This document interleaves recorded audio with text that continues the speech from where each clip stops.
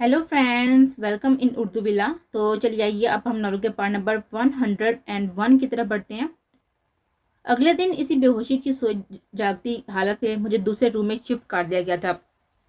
ये एक छोटा सा रूम था जिसमें एक छोटा सा बेड पड़ा हुआ था जिस पर मैं इस वक्त लेटी हुई थी। इस रूम में ना कोई खिड़की थी ना ही रोशनदान था। मुझे नहीं पता कि दिन हो रहा है या रात।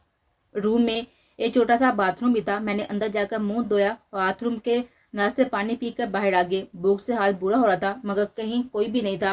कितनी बेबसी थी मैं उस वक्त, और वह पूरा दिन मैंने भूख से दर्द से तड़पते हुए गुजारा। साहब बुरी से घूम रहा था मगर उससे पहले कि मैं दोबारा बेहोश होती या भूख से मर जाती।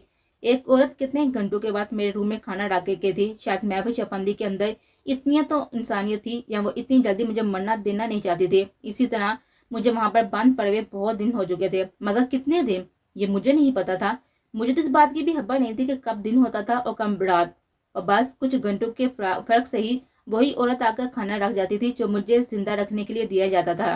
फिर उस दिन मेरी तबीयत अजीब सी हो रही थी, बार बार वॉमिटिंग हो रही थी, मगर किससे कहती अपना दर्द। मुझे तो अपने तो दूर गैर भी मैसर नहीं थे। मैं वॉशरूम से आकर लेटी ही थी कि तभी जरोश और निका 3 लोगों के आई और मुझे घसीटते हुए अपनी गाड़ी में डालकर कहीं लेकर जाने लगे। उनके पीछे 3 आदमी भी दूसरी गाड़ी में आ रहे थे। न जाने कितने दिन बाद मैंने सामान देखा था, बाहर की दुनिया की रौनक देखी थी। पता नहीं वो लोग मुझे कहाँ लेकर जा रही थी। मुझे नहीं पता था मेरे साथ क्या होने वाला था। मैं अब भी अनजान थी। तभी गाड़ी अफंदी इंडस्ट्रीज वाली सड़क के आगे से गुजरी थी। आदि ने मुझे एक बार अपना ऑफिस बाहर से दिखाया था। मैं वो रोड पहचान चुकी थी और मेरी आंखें खुशी से चमक उठी थी। इत्तेफाक से गाड़ी भी अचानक इसी रोड के सिग्नल पर रुकी थी और साथ ही मुझे गाड़ी के अंदर से दोबारा वॉमिटिंग हुई थी, जिस पर जरोश और निका गुस्से से पागल हो गए थे। अनिका ने मुझे बुरी तरह से थप्पड़ मारने शुरू कर दिए थे। मेरी वजह से उसके कपड़े खराब हो गए थे। मैंने उनसे कहा कि मुझे 2 मिनट के लिए बाहर जाने दे, मेरी तबीयत ठीक नहीं है, बार बार वॉमिटिंग हो रही है। अनिका मुझे बाहर लेकर चली आई थी। बाहर निकलते ही मैंने उसे हाथ छुड़ाया और अफंदी इंडस्ट्रीज वाली सड़क पर अंधाधुंध भागना शुरू कर दिया। मेरे अंदर जैसे बड़की दौड़ गई थी। मैं भागती जा रही थी, मुझे जोर से पत्थर से ठोकर लगी थी और मेरे पैर से खून निकलने लगा था, मगर मैं दर्द तकलीफ सब कुछ बुलाए बस दौड़ती जा रही थी। आदि का ऑफिस करीब आ चुका था और मैं भागते भागते अफंदी इंडस्ट्रीज के बाहर खड़े गार्ड्स के आगे जाकर घिरी थी। उसने मुझे उठाया, भला आदमी था। जब मैंने उसे आदि के बारे में पूछा तो उसने बताया आदि ऑफिस में नहीं आ रही। उसने मुझसे पूछा तुम कौन हो, सर को क्यों पूछ रही हो। मुझे डर लग रहा था। मैं बाबा पीछे मुड़कर देख रही थी। फिर मैंने उसे कहा कि आदि जिस दिन भी आए उनसे कहना मुझे बचा ले, वरना ये लोग मुझे मार डालेंगे। मैं मौका मिलते ही उन्हें कॉल करूंगी। बस इतना ही कह पाई थी कि तभी सरोज के वो तीनों आदमी आए और मुझे गाड़ी में डालकर ले गए और फिर मुझे इसी रूम में ले जाकर पटा दिया। तभी अनिका दनाती हुई अंदर चली आई। लगता है तुझे इज्जत रास नहीं आती। अब तेरा फैसला आंटी आकर करेंगे। हम तो सोच रहे थे कि तुझे मुल्क से बाहर अपनी आंटी के यहाँ पर भेज दे, मगर तू तो इज्जत के काबिल है ही नहीं। अनिका ने दोबारा से मुझे मारते हुए कहा था और गुस्से में वहां से चली गई। फिर अगले ही दिन मैं व शफंदी मेरी किस्मत का फैसला सुनाने चली आई थी। जरोश की रजवान की व्हील चेयर घसीटने के पीछे ही चली आई थी। साथ ही वो तीनों आदमी भी थे। सोचा था तुम्हें अपनी बहन के पास भेजकर तुम्हारे हक में थोड़ा बेहतर कर दूंगी, मगर तुमने यूं पाक कर न सिर्फ हमें धोखा दिया बल्कि आदि के पास पहुंचने की कोशिश करके अपने पैरों पर कुल्हाड़ी मार ली है। रजवान, बुलाओ फोन करके अपने इस मुल्तान वाले दोस्त को जिसके बारे में तुमने बताया थे, उसे किसी कोठी पर भेज दो, मगर उससे पहले उसकी टांगों पर इतनी चोट मारो ताकि ये दोबारा भाग ना सके। रजवान की टांग को भी उसी की वजह से तो तोड़ा गया था ना, लेकिन हाँ ध्यान रखना कि उसकी हड्डी बड्डी टूटने ना पाए, वरना डिफेक्टेड माल का कोई नहीं खरीदेगा। मैं भी शफंदी की आवाज किसी सुर की तरह मेरे कान में पड़ रही थी, जबकि अंदर बैठा आदि झटके से अपनी जगह से उठ खड़ा हुआ था। वो बाहर निकलता उससे पहले ही रूहानी से पकड़कर रोक लिया। अभी नहीं, आज योमे हिसाब है, सारे खाते खुलने का वक्त है। बैठकर सुन के चची ने सितम तोड़ने की कौन कौन सी हद को पार किया है। रूहानी आदि की सुनो आंखों को देते हुए कहा था, जिनमें दूर दूर तक वहशत और वीरानी फैली हुई थी, जबकि बैठ से मिरोसा के बोलने की आवाज बदतरी जा रही थी। मेरी 100 कार सास चाहती थी कि मेरी टांगे हराम ना हो, लेकिन बदनसीबी से ऐसा हुआ। इन 3 आदमियों में से एक ने मेरी टांग पर मोटी लकड़ी सवार किया था। मैं बिन पानी की मछली की तरह तड़प उठी थी। उसने 2-3 बार मेरी इसी दाएं टांग पर मारा था। बस रुक जाओ, इतना काफी है, मत मारो उसे। मैं विश के आर्डर पर वो लोग रुके थे, मगर मेरी टांग से बुरी तरह से खून बहने लगा था। जिस लकड़ी से मुझे पीटा गया था उसमें कील लगी हुई थी, शायद जो मेरी टांग पर घुस गए थे। तकलीफ थी تو بےتحاشا، اذیت ہی تو بے شمار۔ میری حالت پر وہ سب لوگ ہنس رہے تھے۔ مجھے روتا دیکھ کر رضوان نے کہا تھا کہ میرے صرف ایک بار چھونے سے تم نے اتنا ہنگامہ مچایا، مجھے اپنے شوہر سے اتنی مار کھلوائی، اب پتہ چلا جب روز باندھ باندھ کے مرد تمہارا جسم نوچیں گے اور میں دیکھوں گا تمہارے شوہر کی اس نام نہاد عزت کا جنازہ اپنی آنکھوں کے سامنے اٹھتے ہوئے۔ اس کی آنکھوں میں چھپی نفرت، محوش افندی سروش اس کی بہن سے کم نہ تھی۔ اور پھر اسی دن کچھ لوگوں کے ساتھ ہی مجھے ملتان روانہ کر دیا گیا۔ میں ملتان پہنچ گئی تھی، گاڑی تیزی سے سڑک پر دوڑ دی کہ اچانک راستے میں پولیس چیکنگ ہوتی دیکھ کر گاڑی میں مجھے رضوان کے آدمی مجھے گاڑی سے نکال کر باہر لے گئے۔ اس روڈ پر لائن سے بہت ساری گاڑیاں کھڑی تھی۔ پیر میں چوٹ کی وجہ سے میں لنگڑا کر چل رہی تھی۔ وہ مجھے سڑک کے پاس موجود جاڑیوں سے اندر لے کر جا رہی تھی کہ تبھی میں نے ان کو دکھا دیا۔ زور سے چلاتی ہوئی پولیس کی طرف بھاگنے لگی تھی۔ پولیس کی وجہ سے وہ لوگ میرے پیچھے بھاگ نہیں سکتے تھے۔ میں نے پولیس والوں کو ان آدمی کی طرف متوجہ کیا کہ مجھے میرے گھر نہیں جانے دے رہے، مجھے پکڑ کر لے کر جانا چاہتی ہیں۔ تب تک وہ لوگ بھی پیچھے کی طرف بھاگے اور پولیس کے ان کی طرف متوجہ ہوتے ہی میں دوسری سمت چلی گئی۔ پیر میں درد کی شدید لہریں اٹھ رہی تھی مگر میں نظر انداز کی لڑکھڑاتی ہوئی بھاگتی جا رہی تھی۔ میرے پیروں میں جو انیکا کی چپلیں موجود تھی وہ بھی میں نے اتار کر ہاتھ میں پکڑ لی تھی۔ بھاگتے بھاگتے میں مین مارکیٹ میں پہنچ گئی تھی جہاں پر مجھے فرشتے کے روم میں گرانی ملی اور پھر گرانی مجھے اپنے ساتھ اپنے گھر لے گئے۔ تبھی سے گزرے 2 سالوں میں گرانی کے ساتھ ہی رہ رہی ہوں۔ میرے روشن نے اپنے آنسو پہنچ لیے تھے۔ وہ 2 سال کی مسافت طے کر کے لوٹی تھی۔ سانسیں بہت گھٹن سے پھول چکی تھی جبکہ صنم، سفین، عائشہ جو برستی ہوئی آنکھوں سے اس کی باتیں سن رہی تھی میروسا کے خاموش ہوتے ہی اس سے دیکھنے لگے تھے۔ تم ہمیں تو کال کر سکتی تھی نا میروسا، ہمیں تو بتاتے سب کچھ، کیوں 2 سال خود اتنی اکیلے ہی اتنی اذیتیں جھیلی؟ صنم نے بڑھائی ہوئی آواز میں کہا، کیا کہتی تم سے، کیسے کال کرتی؟ پابند کر دیا گیا تھا مجھے اور میں جانتی تھی کہ مجھے اس قدر بدنام کر دیا گیا ہوگا کہ کوئی میری شکل دیکھنا نہیں پسند کرے گا۔ میں تم لوگوں کو اپنی وجہ سے میں کسی مشکل میں ڈالا نہیں چاہتے تھے۔ میروسا انہیں سچ میں نہیں بتا سکتی تھی مگر فہیم، غالب اور حکیم کی وہ آوازیں آج بھی اس کے کانوں میں گونج رہی تھے۔ ان تینوں نے 2 سال پہلے اس کی بات سن لی ہوتی تو شاید میروسا کی زندگی آج ایسی نہ ہوتی اور بر وقت علاج ہونے سے شاید وہ اپاہج بھی نہ ہوتی۔ سوچتے ہوئے اس نے کرب سے آنکھیں موڑ دی تھی۔ 2 سال اذیت کی بٹی میں جلتے گزارے ہیں میں نے صرف اس عورت کی وجہ سے، مگر پھر بھی میں نے انہیں کبھی بددعا نہیں دی۔ میں نے اپنا فیصلہ اللہ پر چھوڑ دیا، وہ میرا انصاف کرے گا۔ میروسا کی آواز گواہ تھی اس کے شدید صبر اور ضبط کی، اور واقعی یہ ان کا صبر ہی تھا جس کے ذریعے اس نے زندگی کے اتنے کڑے مراحل طے کیے تھے۔ یہ سب کچھ محوش ممانی نے صرف تمہیں عادی بائی کی زندگی سے نکالنے کے لیے کیا ہے نا مہرو؟ تو ٹھیک ہے، اب تم عادی بائی کی زندگی میں واپس نہیں جاؤ گی، میں تمہیں اب ان کی لائف میں واپس نہیں لوٹنے دوں گی۔ ممانی، عادی بائی کی شادی انیکا سے کریں یا کسی اور سے، مگر اتنا طے ہے کہ تم اب اس کی زندگی میں نہیں رہوگی۔ عادی بائی کو تمہیں طلاق دینی پڑے گی۔ عائشہ کی بات ان سب کے سروں پر جیسے دھماکہ کیا تھا۔ میروسا، اب عادی بائی کے ساتھ نہیں رہو گی تم، میں آج ہی کال کرتی ہوں پاپا کو کہ تم جرمنی جا رہی ہو۔ عائشہ کی آواز سن کر عادل لڑکھڑاتے قدموں سے باہر نکلا تھا۔ اس کے پیچھے پیچھے عثمان اور باقی 4 بھی باہر آ گئے تھے جبکہ سفین، صنم اور گرانی عائشہ کو حیرت سے دیکھ رہی تھی۔ عادی آ کر عائشہ کے سامنے کھڑا ہو گیا تھا۔ نہیں بھابھی، ایسا مت کریں، میری بیوی نے میری وجہ سے بہت ہی سزا بھگتی ہے جو مجھے پتہ چل چکا ہے اور میں اس کا مداوع نہیں کر سکتا۔ یہ بھی میں جانتا ہوں، لیکن پلیز اب آپ مجھے اس بات کی سزا مت دیں کہ میں محوش افندی کا بیٹا ہوں۔ یہ میری بد نصیبی نہیں تو اور کیا ہے کہ مجھے کسی غیر نے نہیں، میری جنم دینے والی ماں نے ڈاسا ہے۔ لیکن آپ مجھ پر رحم کریں بھابھی، مجھے اور اینجل کو الگ مت کریں، میں آپ کے آگے ہاتھ جوڑتا ہوں۔ عادل نے سر جھکاتے ہوئے اپنے ہاتھ جوڑ دیے تھے مگر میں عائشہ اسے منہ موڑے کھڑے تھے۔ آپ کے ہاتھ جوڑنے سے میری بہن کو انصاف مل جائے گا، بولیں کیا واپس کر سکتے ہیں اس کے وہ 2 سال جو اس نے آپ کی ماں کی وجہ سے مزدوری میں گزارے ہیں؟ اس لیے آپ نے شادی کی تھی اسے کہ آپ کی ماں اپنے بیٹے سے ہارنے کا بدلہ میری بہن سے لے۔ اچھی طرح جانتے تھے آپ اپنی شیطان صرف حالہ کو، ان کی اولادوں کو اور اپنی ماں کی حیثیت کو بھی، پھر بھی اتنی لاپرواہی۔ دیکھ لیا اپنی فیملی پر آندھے بھروسے کا انجام، کس کس سے بات کی معافی مانگی گیا پر جانور سے بھی بدتر سلوک کیا گیا ہے میری بہن کے ساتھ، اسے مارا پیٹا اور پھر اس کی عزت کا سودا کرنے سے بھی نہیں چونکی آپ کی ماں۔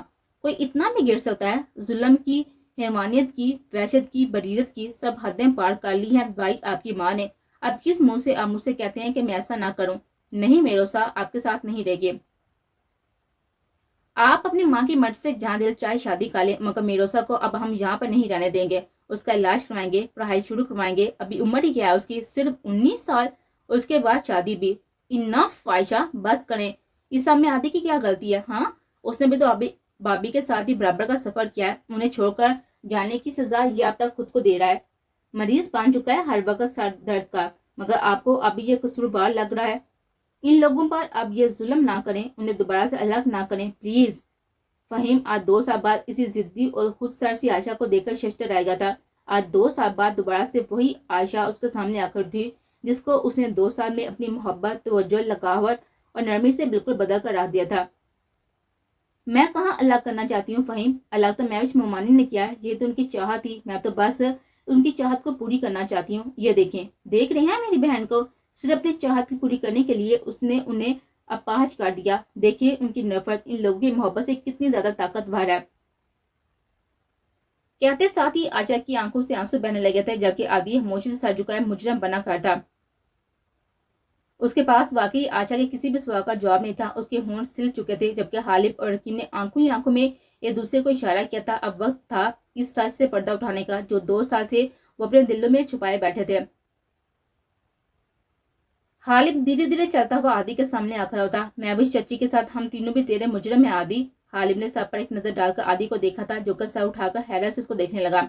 हाँ आदि, हम तीनों ने 2 साल पहले भाभी से बात की थी, इनके जाने के 20-25 दिन बाद, मगर हमने ये सब किसी को नहीं बताया। अब की बार फहीम भी सर झुकाकर बोला था। उसके सामने खड़ी हुई आयशा फटी फटी आंखों से उसको देखने लगे। भाभी ने 2 साल पहले कॉल की थी सफीन के नंबर पर, जो कि मैंने रिसीव की थी। हालिब सर झुकाकर बोला था। क्या कह रही हो तुम लोग? एंजल ने फोन किया था, लेकिन तुमने तो मुझे बताया क्यों नहीं? सागत खड़ा आदि हैरत की ज्यादा से शशतर सा खड़ा इन दोनों को देखने लगा। मैं ठीक कह रहा हूँ आदि। इस बार भाभी की आवाज सुनकर मैं तो जैसे गुस्से से पागल हो गया था। मैंने उनकी ना सिर्फ सफीन से बात करवाई और ना ही तुझसे। फिर उसके बाद हालिब ने लफ्ज बा लफ्ज एक एक बात आदि को बता डाले थे। उसने आज वो बोझ सीने से उतार फेंका था, जो वो मिरोसा की 2 साल बाद वापसी के साथ ही उसके दिल पर रखा हुआ था। जबकि आदि हैरत की ज्यादा से कम खड़ा उसकी शक्ल देख रहा था। तू इन दिनों हॉस्पिटल से आया था, हम सब तेरी तरफ से फिक्रमंद थे, और भाभी का वो लेटर पढ़ने के बाद हम उनसे बहुत ही ज्यादा गुस्से थे। इसलिए हमने उनकी तुझसे बात नहीं करवाई और उन्हें बहुत ही बुरा भला कहा। वो तेरे पास वापस आना चाहते थे, एक बार तुझसे अपनी बहनों से बात करना चाहते थे, मगर हमने उनको साथी से मना कर दिया और उनको यहाँ आने से रोकने के लिए भी हमने उनको पाबंद किया था, वो भी एक धमकी देकर। आपकी बार कीमी झिझकते हुए सनम को देखकर बोला था, जो कि हैरत से मुंह खोले उसको देखे थे। कौन सी धमकी? सनम ने सामने खड़े शौर्य को देखा था, जो एक लम्हे को खामोश हुआ था, और तभी हालिब इन तीनों बहनों के सामने आ खड़ा था। भाभी, मैंने कहा था वो आप सब लोगों से सोशल मीडिया पर बात करेगी। आदि से भाभी ने कहा था कि वो आप सब लोगों से सोशल मीडिया पर बात करेगी, आदि से, अपनी बहनों से और पेरेंट्स से भी, ताकि उन्हें सब कुछ बता सके। वो सब कुछ जो उन्होंने आज बताया है, वो सब जो हमें वो बताना चाहती थी, मगर हमने गुस्से में नहीं सुना। हमें लगा कि ये वापस आने के लिए कुछ झूठ गढ़कर फिर से आदि को धोखा देना चाहती है, इसलिए हमने उनसे कहा आपने गलती से भी वापस आने की या किसी से भी कांटेक्ट करने की कोशिश की तो हम अपनी भी बीवियों से उस बात का बदला लेंगे, उन पर जिंदगी तंग कर देंगे, ना तलाक देंगे और ना ही अपने घर में बसाएंगे, उनको हमेशा के लिए उनके माँ बाप के घर छोड़ देंगे। फिर चाहे इस सदमे से उनके माँ बाप को कुछ हो जाए, मगर जिंदगी भर पलट कर नहीं देखेंगे, यहाँ तक कि अपनी अपनी बीवी को खुद पर हराम कर लेंगे, अपनी अपनी बीवी को खुद पर हराम कर लेंगे। चिट्टा जोरदार थप्पड़ पड़ते ही हालिब बोलते बोलते अचानक चुप हुआ था। जैसे उसकी नजर थप्पड़ पड़ने वाला पड़ी, वह हैरत की जाति से कंग रह गया था। वो साकत तो हालिब के पीछे खड़ा रूहान, उस्मान, फहीम, रकीम आदि सब भी हो चुके थे। सनम और आयशा भी बिल्कुल खामोश कर थे, जबकि हलीमा भी और आरफा बुटना से दहलकर सफीन को देखने लगे थे, जिसने सबके सामने हालिब के मुंह पर थप्पड़ खींच मारा था। मैं समझी थी कि आप सिर्फ जिद्दी, जुनूनी और गुस्सेवार हैं, मगर आप में इतने नीच, गिरे हुए और कीना प्रबोध भी है, ये मुझे बिल्कुल नहीं पता था। मेरे साथ आपने जो कुछ किया उसके लिए मैंने आपको कब कब माफ कर दिया, मगर जो कुछ आपने मेरी बहन के साथ किया उसके लिए मैं आपको जिंदगी भर माफ नहीं करूंगी, और आप क्या मुझे छोड़ेंगे? आज मैं आपको छोड़ती हूँ हमेशा के लिए, चले जाए यहाँ से और दोबारा मुझे अपनी शक्ल मत दिखाइएगा। सफीन हालब से कहती हुई अंदर गई थी। हमान और शाम को अपने साथ लिए बाहर आए थे, जो बुरी तरह नींद में गए थे। ये लें, आपको क्या लगता है कि मैं उनकी वजह से मजबूर हो जाऊंगी? ये मेरे पाँव की बेड़ियां हैं। नहीं मिस्टर हालिब शाह, ये लें अपने बेटे को और चले जाएं यहाँ से। सफीन ने शोला बार नजरों से हालिब को देखा था, जो हैरत, शर्मिंदगी और दुख की मिलीजुली कैफियत में गिरा। हमान हसाम को दोनों हाथों में थामकर सफीन को देखने लगा था, जबकि सन्नम भी रोते हुए उठ खड़ी थी और रकीम के सामने जांच ले आई थी। रायका अंदर सो रही है, जाते हुए उसे लेते जाइएगा। उस्मान, हम लोग मुराद हाउस जा रहे हैं, पापा को कॉल करो, अगर आ सकते हैं तो ठीक, वरना हम लोग भी तुम्हारे साथ ही जर्मनी चल रहे हैं। चलो मेरोसा। सनम ने आगे बढ़कर मेरोसा की चेयर के हैंडल्स को थामा था, जो कि डुबडुबाई आंखों से सबको देख रहे थे। ये सब मत करो सनम, मैं ये नहीं चाह रहा था, इसलिए मैंने 2 साल सबसे दूरी इख्तियार नहीं की थी। तुम लोगों की खातिर मैंने इतना कड़ा वक्त अकेले काटा है, मेरी रियाजत को यूं जाया मत करो प्लीज। मेरोसा ने सनम का हाथ थाम कर आंखों से लगा लिया था। मेरी बच्ची, मत करो ये फैसला, माही बीबी ने तुम लोगों की खातिर इतनी बड़ी कुर्बानी दी है, ऐसा मत करो। हलीमा बी ने भी रोते हुए दहाई दी थी, मगर वो तीनों फैसला कर चुके थे। सब खत्म हो गया ग्रैनी, 2 साल पहले ये हमें छोड़ने वाले थे, अब हमने उन्हें छोड़ दिया। आशा ने भी फहीम को डुबडुबाई आंखों से देखा था। वो पलट रही थी कि तभी फहीम ने उसका हाथ थाम लिया था। नहीं आशा, प्लीज माफ कर दें, बस एक बार माफ कर दे। इसने जब्त की शिद्दत से लाल होती आंखों से आशा को देखा था। आशा ने एक नजर उसकी तरफ देखा था।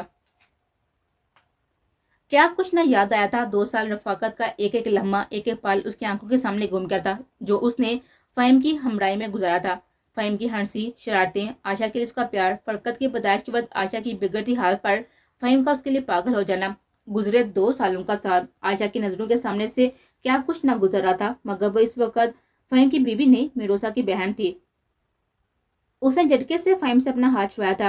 फरकत का ख्याल रखना फहीम। आशा अपने आंसू छुपाते पलट गई थी, जबकि ग्रैनी और आरफा भी बुटना से रोने लगी थी। वो चारों बहनें आज फिर से साथ ही, मगर हालात ने उन्हें किस कड़े मोड़ पर लाकर खड़ा किया था। उस्मान, तुम चल रहे हो या यहीं पर रुकोगे? आशा ने एक तरफ बुत बने खड़े हुए उस्मान से पूछा था। आशा, सनम, सफीन, एक बार फिर सोच लो, सर से बात कर लो पहले, उस्मान बोला था। तभी आदि, जो कि खामोशी से साकत खड़ा था, वो धीरे धीरे अंदर अपने बेडरूम की तरफ बढ़ता, जबकि रूहान, जिसकी नजर आदि पर थी, वो भी खामोशी से आदि के पीछे रूम में गया था। और तभी अंदर से आती हुई गोली की आवाज ने सबको हिलाकर रख दिया था। वो सब भागते हुए अंदर गए थे। आरफा मिरोसा की चेयर घसीटती हुई अंदर रूम में भाग गई थी। सामने ही रूहान आदि के हाथ से गन छीनने की कोशिश करता, जिसने मजबूती से गन अपने हाथ में थाम रखी थी, और इसी कशमकश में गोले चल गए थे। शुक्र था इन दोनों को कोई नुकसान नहीं पहुंचा था। आदि, मिरोसा की चीख पर बुटना से बिफरता हुआ आदि साकत हुआ था, ऐसे जैसे किसी ने चलते हुए खिलौने की बैटरी निकाल दी हो। गन मुझे दें, उसने तेज आवाज में आदि को ऑर्डर दिया था, जबकि बाकी सब खामोशी से खड़े थे। आदि धीरे धीरे चलता हुआ मिरोसा के सामने आया था और गन उसके हाथ में देकर खुद घुटनों के बल बैठ गया था। मुझे गोली मार दी एंजल, मैं इस काबिल नहीं कि आपसे आंखें मिलाकर बात कर सकूं।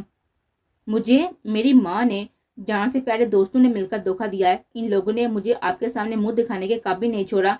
इन सब ने मिलकर मुझे आपकी नजर से गिरा दिया है। 2 साल पहले आपके लाख मना करने पर मैं आपको अकेला छोड़कर चला गया था। इस गलती की सजा अब तक खुद को दे रहा हूँ। इसी जुर्म से आजाद नहीं हो सका, और आज इन लोगों ने एक और गुनाह मेरी झोली में डाल दिया। ठीक कहा था रूहान ने, आज यौम हिसाब है। वो सही कह रहा था, आज खाते खुलने का दिन है। मेरी जिंदगी का सियातीन दिन है आज, जजा और सजा का दिन। मेरे पास ऐसा कोई अमल नहीं है जिससे मैं आपकी नज़र में बेगुनाह साबित होकर सजा से बच सकूं। इसलिए मेरी सजा यही है कि आप मुझे अपनी जिंदगी की इस कैद से आज़ाद होने दें, वरना जीते जी अपने गुनाहों के बोझ तले दबकर मैं वैसे भी सांस नहीं ले सकूंगा एंजल। वो मिरोसा के हाथ में थामे हुए गन अपनी पेशानी पर टकाता हुआ बोला था, और साथ ही आंखें बंद कर दी।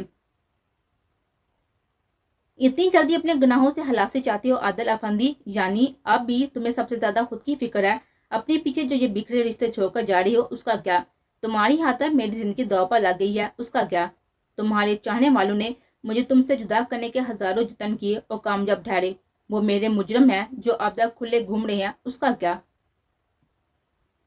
तुम मर गए तो कौन लेगा इन सबसे हिसाब? तुम्हारी मजदूर बीवी, जो पहले अपने लिए कुछ नहीं कर सकी, वो अब क्या कर लेगी? इसलिए हमेशा की तरह बुजली की आड़ लेकर खुद को बचाने की बजाय हालात का मर्दों की तरह सामना करो और मेरे मजलूम को पकड़ो।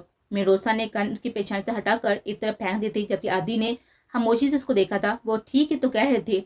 एक बार फिर मिरोसा ने उसे इस गलती की सजा की तरफ एक बार फिर मिरोसा ने उसे उसकी गलती की तरफ मतवज्जो किया था। आदि ने जोर से आंखें मीचकर अपने लब्बों पर जुबान फेर दी और अपने सर को दोनों हाथों से दबाया था। सर का दर्द नाकाबिले बर्दाश्त हो चुका था। मिरोसा ने बाकी तीनों मुजरिम भी सर झुकाए खामोशी से खड़े थे। आदि ने सर उठाकर एक नजर इन तीनों को देखा था और उठ खड़ा हुआ था। क्या सजा दूं मैं तुम्हें? तुमने मम्मी की तरह मुझसे मेरी मोहब्बत का दावा करने के बावजूद मेरी जिंदगी को बर्बाद करने में अहम रोल अदा किया है। 2 साल मेरी बीवी तुम्हारे इस जालिमाना फैसले की वजह से मुझसे दूर है। एक बार भी नहीं सोचा کہ جس کے لیے میں رو رہا ہوں، تڑپ رہا ہوں، وہی ہستی تم لوگوں کی وجہ سے مجھے اس سے دور ہے۔ ممی کی طرح میری بے بسی کا، میری تکلیف کا خاموشی سے تماشا دیکھتے رہے۔ کیوں کیا تم تینوں نے ایسا؟ کیوں کیا تم تینوں نے ایسا؟ میرے ساتھ ساتھ تم لوگ اینجل اور میرے آئس کے بھی مجرم ہو۔ بہت برا کیا ہے تم لوگوں نے، بہت برا کیا۔ ہماری زندگی کے 2 سال کھا گئے تم تینوں۔ عادی نے دکھ سے کہتے اپنا سر دونوں ہاتھوں میں تھام لیا تھا کہ اب اس کو زوردار اسٹروک آنے شروع ہو گئے تھے۔ ماں کے بعد اس کی جگہ جان سے بھی قریب اس کے دوستوں نے اس کے ساتھ دغا بازی کی تھی۔ آخر اس کے ساتھ ہی ایسا کیوں ہوا؟ اس کے اپنوں نے کیوں کیا اس کے ساتھ دھوکا؟ وہ کتنی صدیوں کا بوجھ سہتے، وہ انسان ہی تھا نا، کب تک برداشت کرتا؟ آخرکار ضبط کرتے کرتے ٹوٹ گیا تھا، بکھر گیا تھا۔ زور زور سے اپنے بال نوچتے وہ نیچے بیٹھ گیا تھا اور بری طرح سے کڑھانے لگا تھا۔ اس کی طرف بن پانی کی مچھلی جاتی تھی۔ یہ درد اس کی زندگی کے ساتھ ہی ختم ہونا تھا شاید۔ روحان نے افسوس سے اس کو دیکھا تھا جبکہ وہ تینوں بھی اس کی طرف بڑھتے۔ نہیں، میرے پاس مت آنا، تم تینوں نے مجھے میری ماں کی طرح دھوکہ دیا۔ میں آج سے تم تینوں سے وہ سارے حق چھینتا ہوں جو ایک دوست، ایک بھائی ہونے کے ناطے میں تمہیں دیے تھے۔ آج سے سمجھ لو میں تمہارے لیے مر چکا ہوں۔ اپنی آخری سانس تک میں تم تینوں کو معاف نہیں کروں گا۔ روحان، اگر مجھے کچھ ہو جائے تو ان تینوں کو میرا چہرہ بھی دیکھنے مت دینا۔ بولتے ہوئے عادی نے اٹھ کر زور سے اپنا سر سامنے دیوار پر مارا تھا جس پر میروسا کی چیخ نکل گئی تھی۔ اس نے آج پہلی بار عادی کو اس حال میں دیکھا تھا جبکہ روحان اور عثمان نے جلدی سے اسے پکڑ کر دیوار سے لا کیا تھا کیونکہ وہ درد کی شدت سے تڑپتا ہوا زور زور سے اپنا سر دیوار پر مار رہا تھا۔ عثمان، میرے ساتھ اس کو لے کر ہاسپٹل چلو، پھر اسے اسٹروک آ رہے ہیں۔ روحان عثمان کے سارے بٹن سے تڑپتے ہوئے عادی کو لے کر باہر نکل گیا تھا جبکہ میروسا اب تک پھٹی پھٹی آنکھوں سے باہر نکلتے ہوئے عادی کی پشت کو دیکھ رہے تھے۔ یہی حال ہو جاتا ہے ان کا ٹینشن سے، فہیم پر نم لہجے میں بولا تھا۔ بھابھی، ہمیں معاف کر دیں پلیز، ہم جانتے ہیں ہمارا گناہ معافی کے قابل نہیں ہے، مگر آپ نے دیکھی ہے نا اس کی یہ حالت۔ ابھی پہلے بھی آپ کا ذکر سن کر یہ ایسے ہی ہو جاتا تھا، ہم سے برداشت نہیں ہوتی تھی اس کی تکلیف، اور جب آپ گئی اس وقت ہم سچ سے واقف نہیں تھے، اس لیے آپ کو قصور سمجھتے رہے۔ ہم نے آپ کو وہ دھمکی دی تھی، مگر ہمارا رب جانتا ہے اس میں 1% بھی صداقت نہیں تھی۔ آپ کو روکنے کے لیے ہم نے بس آپ کو دھمکایا تھا اور کچھ نہیں، ورنہ سانسوں کے بنا زندگی، دھڑکنوں کے بنا دل کبھی رہ پایا ہے جو ہم اپنی بیوی کے بنا رہ سکتے ہیں؟ ہاں، مگر ہم مانتے ہیں ہم آپ کے مجرم ہیں اور آپ جو چاہیں ہمیں سزا دے لیں، مگر ان لوگوں کو سمجھائیں ہم سے الگ مت ہو۔ حالم نظر جھکا کر بولا تھا اور فہیم اور رقیبی خاموشی سے کھڑے تھے۔ آپ فی الحال چلے جائیں اپنے بچوں کو لے کر یہاں سے، یہی آپ تینوں کے لیے یہی بہتر ہے، سنم نے جواب دیا تھا۔ بچے آپ لوگ بنا نہیں رہ سکیں گے، رقیب نے سرخ آنکھوں سے بیوی کو دیکھتے ہوئے کہا تھا۔ رہ لیں گے، کافی اٹیچڈ ہیں وہ اپنے دادا دادی اور تایا تائی سے، انہیں لے جائیں، اور زیادہ ضرورت ہو تو ان کے لیے دوسری ماؤں کا انتظام کر لیجیے گا، چھوٹے ہیں ابھی جلدی جلدی بھول جائیں گے ہمیں، خدا حافظ۔ صفین بولتی ہوئی باہر نکل چلی گئی تھی۔ ساتھ ہی سنم نے بھی میروسا کی چوک کو باہر دھکیلا تھا اور آشا بھی گرانی کا ہاتھ تھام کر عارفہ کے ساتھ ہی باہر نکلتے چلے گئے تھے جبکہ پیچھے وہ تینوں بے بسی سے ایک دوسرے کی شکل دیکھتے رہ گئے تھے۔